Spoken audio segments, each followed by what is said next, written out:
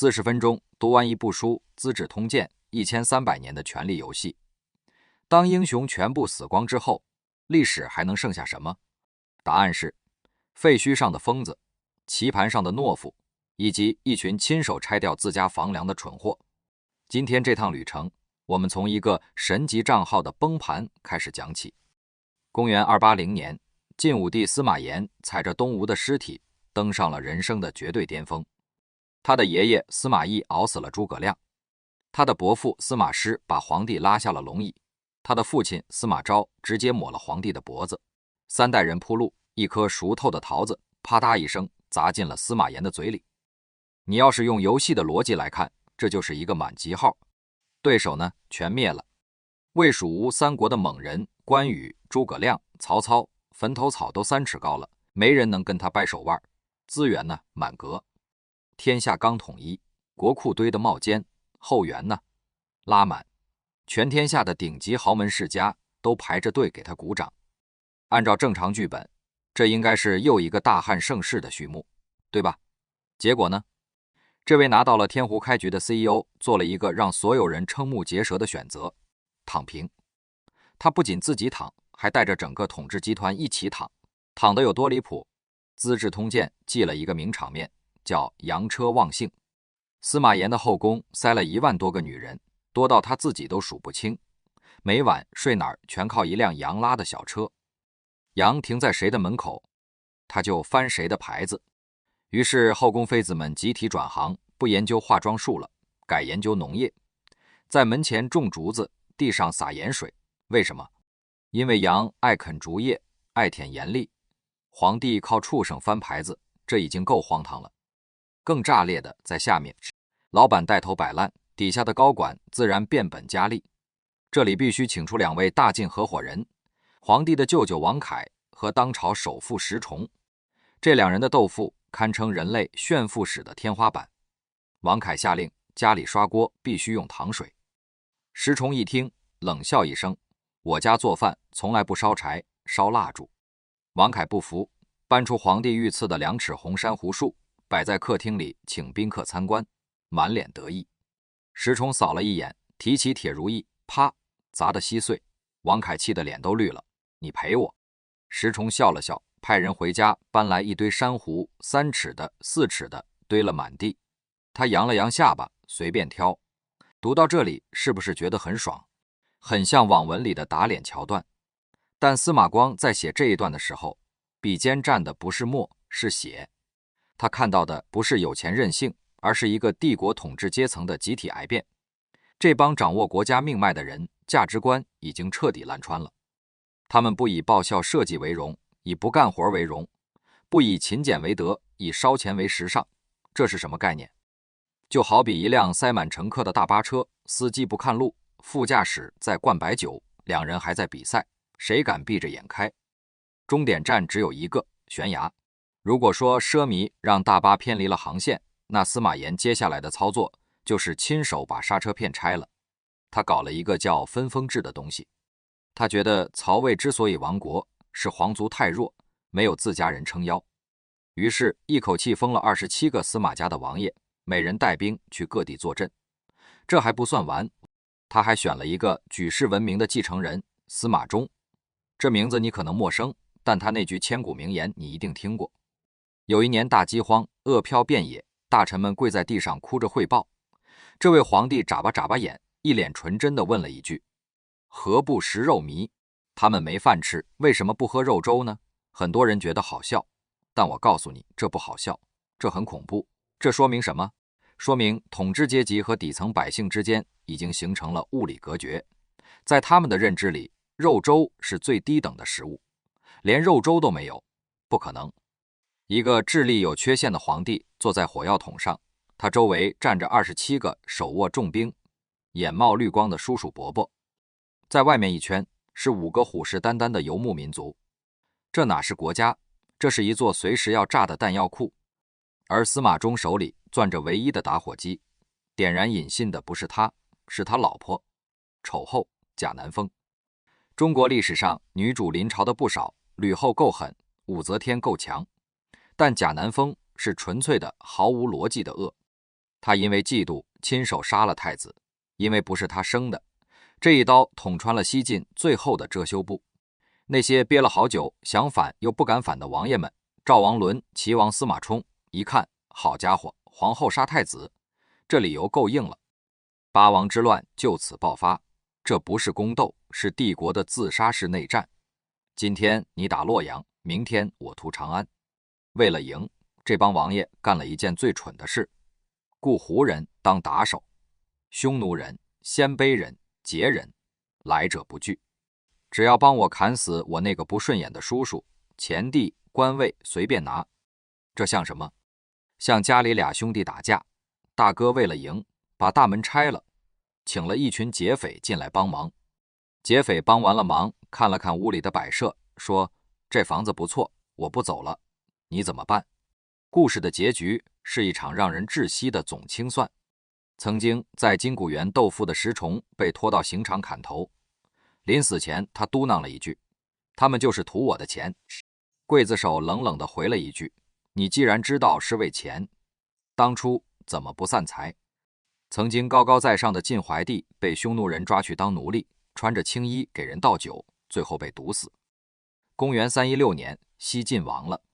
中原大地、河南、陕西，那是中华文明的心脏地带，彻底沦陷。汉族百姓被屠杀，活下来的拖家带口，跨过长江逃向南方。这就是衣冠南渡。西晋像一颗烟花，绚烂了37年就炸了。接下来是长达300年的大分裂。现在把镜头切到南方，如果你穿越成东晋的开国皇帝司马睿，你会发现自己是个光杆司令，手里没兵、没钱、没地盘。你带着一帮北方来的难民贵族，跑到了南方土豪的地盘上。江东的顾家、陆家看你的眼神，就像看一群上门蹭饭的叫花子。你要是学秦始皇搞集权，分分钟被灭，怎么办？这时候，司马睿身边站着一个绝顶聪明的人，王导。王导给出了一个方案，这个方案撑起了东晋100年的国祚，4个字：跪着挣钱。这就是王与马共天下。什么意思？皇帝司马家只当吉祥物，真正的权力、官位、土地，像蛋糕一样切开，分给王家、谢家、桓家这些顶级士族。皇帝当得憋屈吗？当然，但《资治通鉴》认为这是最高明的妥协。在那种命悬一线的时刻，还要争什么皇权威严？汉族政权早就完蛋了。王导用一种不折腾、大家随意的管理哲学，居然把这个破破烂烂的草台班子给稳住了。但该来的总会来。公元383年，北方最强的男人前秦皇帝苻坚统一了整个北方，带着80万大军南下，号称投鞭断流，要一波推平东晋。东晋有多少人？8万10比1，送死局，朝廷里乱成一锅粥。但有一个人在淡定地下围棋，他叫谢安，谢家的掌门人。前线的告急文书像雪片一样飞来，他看都不看。客人急得要跳楼，他淡淡地说了一句：“小儿辈，大破贼。”孩子们把强盗打跑了，你以为他在装？他在打一场心理战。他知道，如果连他也慌了，这8万人瞬间就会崩盘。他必须演出一种我已经赢了的气场。这就是淝水之战。战斗细节不赘述，但我必须讲一个瞬间。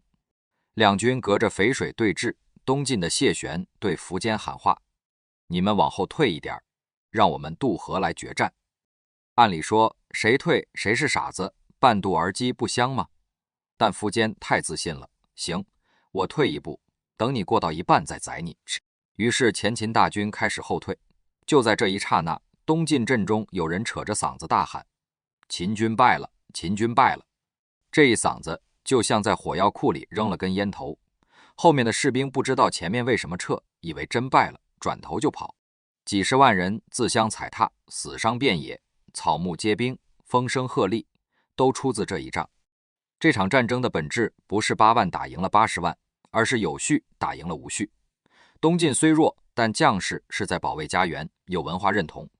前秦虽强，但80万人是抓来的壮丁，多民族拼凑，人心是散的。谢安赢在定力，苻坚输在傲慢。淝水之战给南方续了命，但历史的车轮滚到南朝，滚出了一个最令人唏嘘的皇帝梁武帝萧衍。看他的前半生简直是完人，博学多才，琴棋书画全能，勤政爱民，规定百姓可以直接去宫门告状。在位48年，南朝最繁荣的时期，但他有一个致命的 bug， 信佛，信到走火入魔。他是中国历史上唯一出家当和尚的皇帝，3次跑到同泰寺剃头，大臣们没辙，只能凑钱拿1亿万巨款把他从菩萨那里赎回来。荒诞到极点，皇帝不治国，天天讲经说法。他下令全国禁止杀生，祭祀不许用牛羊，只能用面粉捏的假货。他还特别心软，看见死刑犯就掉眼泪，舍不得杀。《资治通鉴》在这里抛出了一个尖锐的问题：仁慈是美德，但对统治者来说，没有原则的仁慈就是犯罪。因为他的慈悲，他收留了一个从北方叛逃来的将领侯景。所有人都警告他，这是一条喂不熟的狼，不能留。梁武帝摆摆手，没事，我用佛法感化他。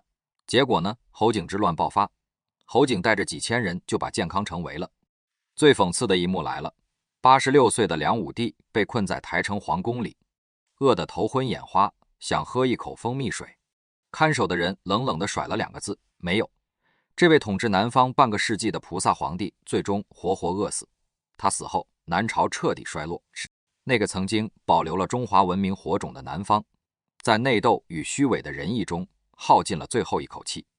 回头看这一段南方的故事线，你会发现一个残酷的规律：西晋的奢靡是富而无礼的标本，东晋的偏安是弱而有术的苟活，梁武帝的佛系是仁而无断的悲剧。南方政权虽然精致、有钱、文化高，但他们始终缺一样东西：硬核的组织力。他们太聪明了，太会算计了，太讲究门第了。每个人都在为自己的家族打算，没人为国家拼命。然而与此同时，在那个被南方贵族蔑视的北方，在那些所谓的野蛮人中间，正在发生一场惊天动地的基因突变。南方的世家大族还在品茶、下棋、谈玄学的时候，北方在干什么？简单说，吃鸡游戏。匈奴、鲜卑、羯、羌、羌5个民族轮番登场。今天你称帝，明天我屠城。我不讲那些复杂的国号，只讲一个细节，你就知道有多恐怖。后赵的皇帝石虎活脱脱一个魔鬼，他征调了全北方几十万汉人修宫殿，不想干，杀想逃。杀他死后，整个北方白骨路野，汉族人口锐减到灭绝的边缘。如果你是一个活在北方的汉人，你只有2条路：一是死，2是躲进屋堡，像《水浒传》里祝家庄那种土围子，结寨自保。看上去是死局，但这群野蛮人中间冒出了一个异类，他们叫鲜卑。建立的王朝叫北魏。当所有人都在忙着杀人的时候，北魏的皇帝在思考一个终极问题：我们能在马背上打天下，但能在马背上治天下吗？答案是不能，继续杀。鲜卑人自己也得灭种。于是中国历史上最激烈、最彻底，甚至可以说最变态的一次改革启动了。主角登场，北魏孝文帝拓跋宏。这个人的狠不是对敌人，是对自己人。公元493年，他对大臣们说，我们要南征，统一中国。实际上呢，他是借打仗的名义强行迁都。他把首都从大同那个苦寒之地搬到了洛阳，中华文明的心脏。到了洛阳，大臣们不想走了，也不想打了。孝文帝说，行，仗可以不打，但必须在这儿安家，而且你们得答应我几个条件，这几个条件就是惊天动地的全盘汉化。第一，脱掉胡服，穿汉服，谁敢穿皮袄上朝，直接罢官。第二，不说鲜卑话，说汉语，30岁以下的官员再蹦一个鲜卑字，降职。第三，改汉姓，皇族拓跋改成元，部六姑氏改成陆，独孤氏保留。第四，通婚，鲜卑贵族必须娶汉族高门大姓的女儿。你以为这只是学习先进文化？在当时的鲜卑贵族眼里，这叫数典忘祖。皇帝，你这是要灭我们的众啊！反对的声浪大到什么程度，连孝文帝的亲太子元运都受不了。太子嫌汉服别扭，嫌汉语难学，想偷偷跑回北方老家。孝文帝怎么处理的？他亲自下旨赐死太子。为了改革，杀了亲生儿子，这种决绝震慑了一切反对的声音。鲜卑人彻底剥掉了旧壳，融入了汉文化的血液里。《资治通鉴》评价，这是极其悲壮的一幕。鲜卑作为一个民族，在历史上消失了，但作为一股政治力量，它获得了永生。草原的武力基因被注入了汉文明的制度躯体，这就是后来隋唐盛世的源代码——胡汉融合。北魏后来分裂成东魏和西魏，这不重要，重要的是在西魏，也就是今天陕西西安一带，诞生了一个统治中国300年的超级天团。陈寅恪先生管它叫关陇集团。他的雏形源于一个叫宇文泰的人。宇文泰是西魏的实际掌权者，手里兵不多，为了对抗东边的强敌，他发明了一套制度——府兵制。简单说，当兵光荣，全家免税。他把汉人豪强和鲜卑武将捏合在一起，设了8柱国，8个顶级柱士将军。这8个人有多牛？我念一下名单，你会汗毛倒竖。李虎，他的孙子叫李渊，李渊的儿子叫李世民。李泌，他的曾孙叫李密。瓦岗寨大当家杨忠，他的儿子叫杨坚。隋朝开国皇帝还有一个最神的独孤信，这人我们单独说，你看懂了吗？后来的隋朝和唐朝本质上都是关陇集团内部的家务事。杨坚夺北周的天下，是外公抢了外孙的皇位；李渊夺隋朝的天下，是表哥抢了表弟的皇位。这才是历史的真相，哪有什么从天而降的英雄？隋唐的辉煌，在宇文泰组建这个军政一体的精英集团时就已经注定了。说到独孤信，这人号称天下第一帅哥，侧貌风流，但他最牛的本事不是打仗，是生女儿。他有3个女儿，分别嫁给了3个朝代的皇帝。大女儿嫁给北周明帝，做了北周皇后；女儿嫁给杨坚，就是著名的独孤伽罗皇后；4女儿嫁给李孙，生了一个儿子叫李渊。大唐开国皇帝，你要是独孤信，过年发红包是什么心情？大女婿是皇帝，2女婿是皇帝，外孙子还是皇帝，3个朝代都淌着独孤家的血。这不是巧合，这说明胡汉融合已经深入骨髓。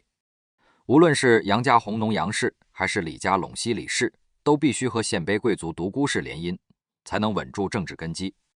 这种混血基因造就了唐朝皇室独特的气质，既有汉文化的沉稳与谋略，又有草原民族的开放与彪悍。所以李世民敢杀兄逼父，那是草原习气。武则天能当女皇，鲜卑女性地位本来就高。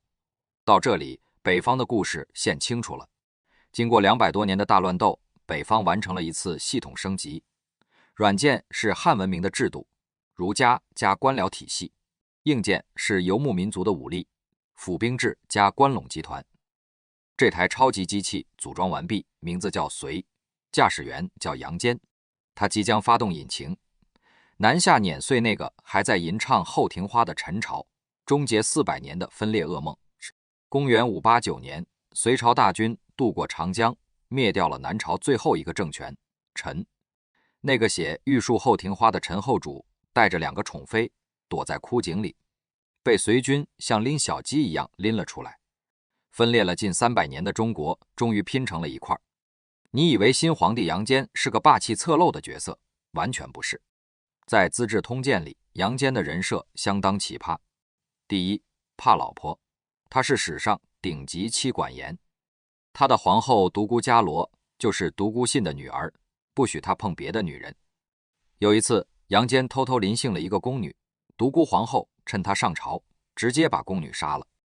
杨坚气得离家出走，一个人跑到山里嚎啕大哭。我堂堂天子，活得一点尊严都没有。第二，抠门，对自己抠，对大臣也抠。他建的韩家仓粮食存了50年都不坏，但他舍不得开仓放粮，连守边疆的战士都舍不得多喂。但你不得不承认，他是一个顶级管理者。靠着这种近乎变态的节俭和严苛，他迅速恢复了国力。隋朝人口暴涨，仓库里的铜钱多到穿钱的绳子都烂了。这时候，一个巨大的隐患浮出水面，谁来接班？杨坚的大儿子杨勇喜欢奢侈，喜欢美人，活得像个正常人。杨坚不喜欢，觉得这孩子不像自己。而二儿子杨广看准了老爹的心理，开始了一场教科书级别的表演。杨广是什么样的人？史书把他写成色鬼暴君，但在他当太子之前，他是全天下公认的完美偶像。眼节俭，他知道老爹抠门，就故意把琴弦弄断，把衣服穿旧，表演给父母看。眼专一，他知道老妈善妒，就在府里只留几个又老又丑的下人，只跟正妻萧妃生孩子。眼礼贤下士，在路上遇到大臣的车，他主动停下来行礼。杨坚和独孤皇后感动的不行，这孩子太像咱们了，这才是大隋的未来。于是废了老大杨勇，立杨广为太子。资治通鉴在这里给出了那句著名的评价：大奸似忠，大伪似真。杨广不是坏，他是深。这种深不见底的城府骗过了所有人，包括他那一对精明的父母。等到杨坚病重，发现杨广调戏自己宠妃的真面目时，一切都晚了。史书记载了一个恐怖的传闻：杨坚驾崩的时候，杨广就在隔壁。大臣出来宣布皇帝死了，但没人说得清杨坚究竟是怎么死的。公元604年，杨广登基，面具终于可以撕掉了。他从省钱模式一键切换到烧钱模式，干了3件惊天动地的大工程：一、修东都洛阳，每月征调200万民工；二、修长城，累死的人不计其数；三、开凿大运河，贯通南北，全长2700公里。很多人骂他修运河是为了去扬州看琼花、赏美女，这是地摊文学。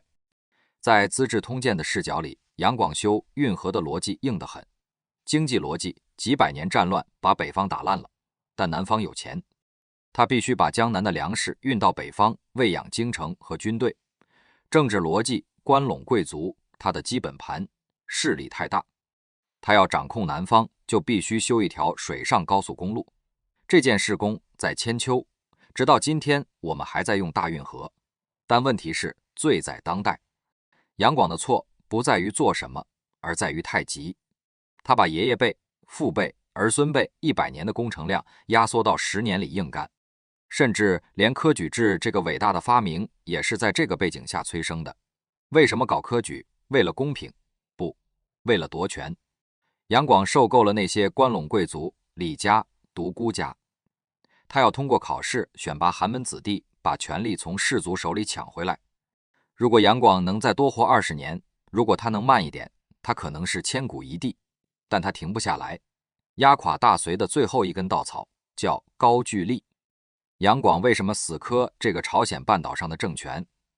因为在他的天朝秩序里，不允许有一个不听话的小弟，而且打高句丽还有一个隐藏目的，消耗国内那些不服管的贵族兵力。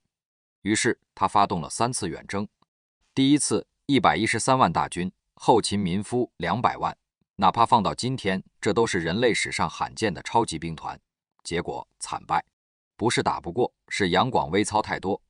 他坐在后方遥控指挥，前线将领连进攻都要写请示等批复，等回信到了，战机早没了。他不服，第2次、第3次接着打。国内终于炸锅了，男人都被抓去当兵当民夫，死在辽东的黑土地上，田没人种。山东爆发了王勃起义，那首吴向辽东浪死歌，别去辽东白白送死，传遍天下。连杨广的亲信礼部尚书杨玄感都反了。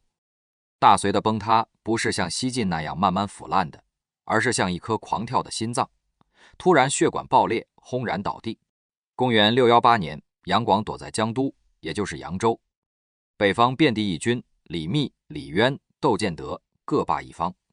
他回不去了，他也知道自己完了。他每天对着铜镜端详自己的脖子，对萧皇后说：好头颅，谁当着之？这么漂亮的一颗头，不知道会被谁砍走。他猜中了开头，没猜中结局。杀他的不是农民军，也不是李渊，而是他最信任的禁卫军。萧果军带头造反的是他宠臣宇文述的儿子宇文化及。叛军冲进宫殿时，杨广维持了最后一丝尊严。他说：“我是天子，天子不能死于刀刃，给我一杯毒酒。”叛军说：“没有。”最后，杨广解下自己的腰带，递给叛军，让他们把自己勒死。这一年，他50岁。大隋2世而亡，享国37年。隋朝是一个悲剧的早产儿，他像一个拼了命的包工头，哪怕自己累死，全家死绝，也把地基打好了，墙砌齐了，运河挖通了，制度建好了，然后他倒下了。这时候，一个叫李渊的人，杨广的表哥，带着儿子李世民走进这栋装修好的房子。他们只需要换块匾，把隋改成唐，再稍微修修补补，休养生息，一个伟大的盛世就诞生了。历史最大的讽刺就在这里，唐太宗李世民的贞观之治，本质上是在吃杨广的遗产。唐朝的制度是隋朝定的，唐朝的粮食是隋朝存的，唐朝的运河是隋朝挖的，但李世民比杨广高明在哪里？他一辈子被杨广的鬼魂缠绕，他每天都在告诫自己，千万不要像我那个表叔一样急。他小心翼翼地驾着大隋留下的巨轮，开创了贞观之治。在他的治下，中国进入了长达100年的超级稳定期。但历史的诅咒并没有消失，他只是打了个盹儿。100年后，李世民的重孙唐玄宗李隆基登场了。这时候大唐已经富得流油，没人记得杨广的教训，也没人记得创业有多难。盛世往往是裹着糖衣的毒药。如果要在中国历史上选一个既生瑜何生亮氏的皇帝，那就是李隆基。他如果死在50岁，连李世民都要靠边站。他在位的前半段叫开元盛世，那时的大唐有多富？杜甫的诗写得明白：稻米流脂粟米白，公司仓民俱丰实。老百姓不用锁门，没人偷东西，出远门不用带干粮，沿途都有人招待。李隆基本人简直是文武全才的满配。他懂音乐，梨园祖师爷能亲自作曲，指挥万人乐团演奏《霓裳羽衣曲》。他懂政治，重用姚崇、宋金这些顶级宰相，把国家治理得井井有条。他懂军事，把大唐的疆域推进到中亚，万邦来朝。但是，就像所有恐怖片的开头，当一切完美的不像话的时候，鬼就要登场了。这个鬼不是别人，是时间。李隆基活得太久了，他在位44年。当一个英明的帝王变成一个倦怠的老人，他最怕的不再是饥荒，不再是战乱，而是无聊。在那个著名的胖子安禄山出场之前，我们必须先讲一个枯燥但致命的制度问题——兵制。还记得前面讲的府兵制吗？平时种地，战时打仗，全家免税，这曾是大唐无敌的根基。但到了李隆基这一代，他崩了。为什么？人口太多，地不够分了。老百姓没地种，就不愿意当府兵，没人当兵怎么办？李隆基想了个招，花钱雇人，叫募兵制，听起来合理。但在《资治通鉴》看来，这是一个致命的 bug。府兵听谁的？听国家的，因为地是国家给的。雇佣兵听谁的？听给钱的那个人的。于是，一种新怪物诞生了——节度使。他们不再是普通将领，而是集财政权、行政权、军权于一身的土皇帝。而此时的李隆基在干什么？沉迷于杨贵妃的温柔乡，看霓裳羽衣曲的彩排。他觉得外面的事交给那几个能干的节度使就行了。如果说制度是干柴，那点火的人就是宰相李林甫。在《资治通鉴》里，李林甫是仅次于秦桧的奸臣，但他奸得极有水平。他的绝招叫口蜜腹剑，嘴上甜如蜜，肚里藏着刀。为了保住自己的相位，他定了一条可怕的规矩：绝对不能让汉族将领担任节度使。为什么？因为汉族将领比如王忠嗣立了军功，就可能回朝当宰相，威胁他的位子。用谁呢？用胡人。他对李隆基说，胡人没文化，不懂政治，只知道打仗，这种人最听话，最适合当看门狗。李隆基一听有理，准了。于是安禄山、史思明、哥舒翰这些原本处于边缘的胡人将领，迅速掌控了大唐最精锐的军队。其中最猛的安禄山一人身兼范阳、平卢、河东3镇节度使，手握大唐40%的兵力。而李隆基还在宫里把他当一个会跳胡旋舞的可爱胖子，甚至让杨贵妃认他做干儿子。这哪是干儿子，这是养在卧室里的一头老虎。公元755年冬天，安禄山在范阳起兵，借口清君侧，要杀杨国忠，杨贵妃的堂哥。很多人以为大唐军队能分分钟平叛，结果渔阳局鼓动的来，惊破霓裳羽衣曲。安禄山的铁骑一路南下，像切豆腐一样劈开了大唐的防线。为什么？因为内地成平太久了，几十年没打过仗。守城的兵看见安禄山的狼牙棒，腿都软了。最讽刺的一幕，李隆基听到消息，第一反应是不可能，他是我的乖儿子。等确认了，他才慌了，带着杨贵妃、杨国忠和一群皇子皇孙连夜逃出长安。这一逃标志着盛唐的终结。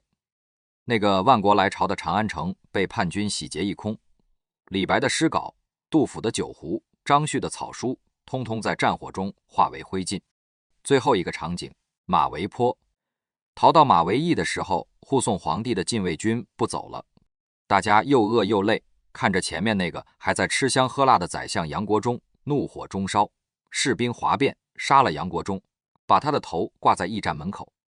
但这还不够，带头的将军陈玄礼对李隆基说：“贼本尚在，祸根还没除。”李隆基装糊涂，杨国忠不是已经死了吗？将军的目光越过皇帝的肩膀，看向后面的帐篷，那里躲着杨贵妃。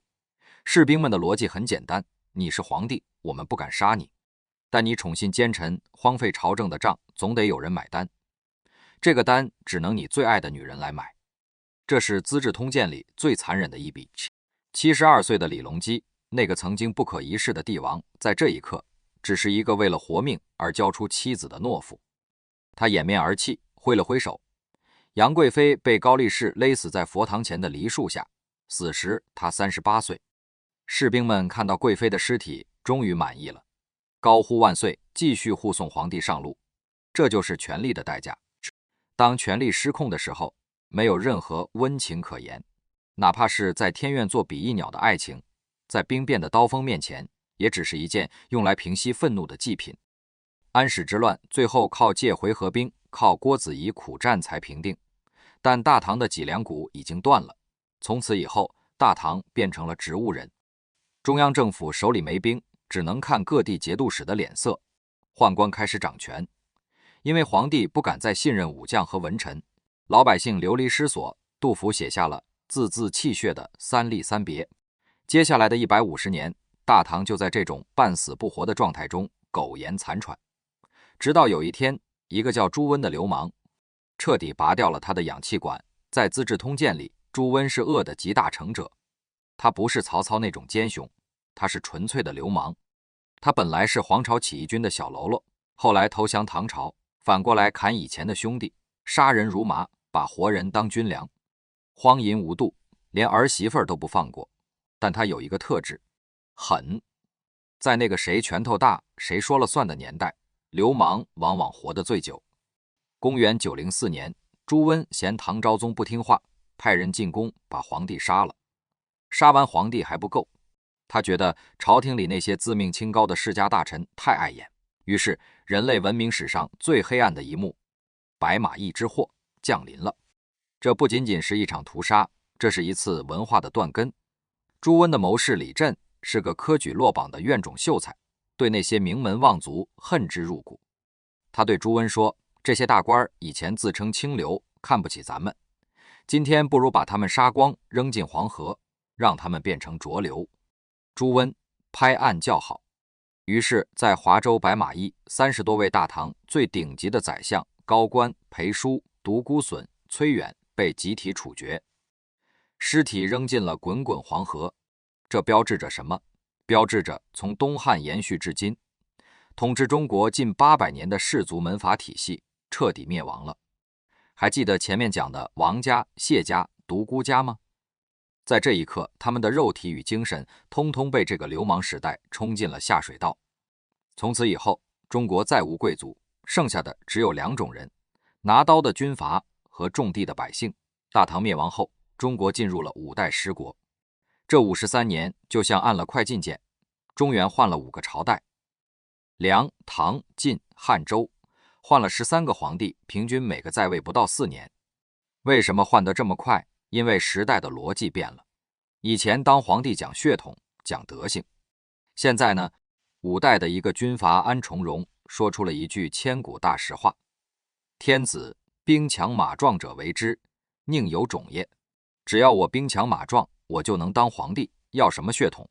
这是社会达尔文主义的巅峰。谁手里有兵，谁就造反。儿子杀老子，朱有圭杀朱温，弟弟杀哥哥，李从珂杀李从厚，大臣杀皇帝，石敬瑭引契丹人灭后唐。老百姓呢，如草芥，军队走到哪儿吃到哪儿，没粮食就吃人。这在5代的史书里屡见不鲜。这是一个只有生存没有生活的地狱。司马光写到这里，笔尖都在颤。他不只是在记录历史，他是在发问：难道我们就这样一直杀下去吗？谁来终结这个恶性循环？终于那个人来了，但他不是靠杀人，而是靠做局。他叫赵匡胤。公元960年正月初1，有消息说契丹人打过来了，其实是假情报。赵匡胤带着禁军出城迎敌，走到陈桥驿，大伙儿喝了一夜酒。第二天早上，赵匡胤睁开眼，发现身上多了一件黄袍。手下的弟兄们拔出刀，齐声高喊：点检做天子，点检做天子。这就是陈桥兵变。大家都明白，这是赵匡胤自导自演的一出戏。但他牛就牛在不流血。他进京之后，下令军队不许抢劫，不许杀前朝皇室柴家。这在5代十国简直是天方夜谭。老百姓都准备好逃难了，结果发现，咦，这回居然没杀人。但赵匡胤心里跟明镜似的，我今天靠兵变上台，明天我手下也能照葫芦画瓢，把黄袍披到别人身上。这个死循环必须在我这里画上句号。赵匡胤没有像朱温那样杀功臣，也没有像刘邦那样设鸿门宴。他摆了一个中国历史上最高段位的局——杯酒释兵权。建隆2年的一个晚宴，赵匡胤请石守信等几个拜把子兄弟喝酒。喝到半酣，赵匡胤开始叹气，当皇帝太难了，整宿睡不着，天天怕被人算计。兄弟们吓坏了：大哥，谁敢动你啊？赵匡胤说：你们当然不想害我，但你们手下的人要是贪图富贵，有一天把黄袍往你们身上一披，你们想推都推不掉。兄弟们一听，扑通跪下：陛下，救命！您给指条活路。赵匡胤给出了他的商业解决方案：人生苦短，不如多攒点钱，买房置地，留给子孙。天天喝酒听曲看美女，不比提心吊胆强。咱们君臣之间再无猜忌，这才叫双赢。第二天，所有大将集体交出兵权，告老还乡。赵匡胤兑现承诺，给了他们巨额财富和顶级待遇，甚至跟他们结成了亲家。这不仅仅是一次权力的转移，这是一次伟大的制度转型。赵匡胤用钱买断了武将的政治野心，从此宋朝确立了重文抑武的国策。中国历史从武人政治，谁拳头硬听谁的，转向了文人政治，谁读书多听谁的。虽然这导致了后来宋朝军事上的长期软弱，屡屡挨打，但它彻底终结了那种每隔几年就换个皇帝，杀得血流成河的内乱模式。老百姓终于可以安安稳稳地种地做买卖了。这就是文明的胜利。《资治通鉴》写到赵匡胤建国的公元960年，戛然而止。为什么不写宋朝？因为司马光本人就是宋朝人，当朝的事不能写，也不敢写。但他把这部书献给宋神宗的时候，意思已经再明白不过了。陛下，您看这1300年的历史，从3家分晋的礼崩乐坏，到汉唐盛世的辉煌，再到5代十国的人间炼狱，历史就像一只回旋镖。凡是修德行、守规矩、爱百姓的朝代，虽然最终也会亡，但那是寿终正寝。凡是玩权术、毁规矩、暴虐无道的朝代，如秦、如隋、如五代，死得又快又惨。司马光送给我们每一个读者的，最终只有8个字：善可为法，恶可为戒。我们读《资治通鉴》，不是为了学那些阴谋诡计，而是为了在看透了人性的幽暗之后，依然选择相信规则，相信文明，相信善良的力量。40分钟的旅程，我们跨越了1000年。如果你听完之后觉得意犹未尽，甚至后背有点发凉，那就对了。因为真实的历史从来不负责让你爽，它只负责让你醒。感谢你的陪伴。如果喜欢这个系列，请点赞收藏。历史的长河滚滚向前，我们下本书再见。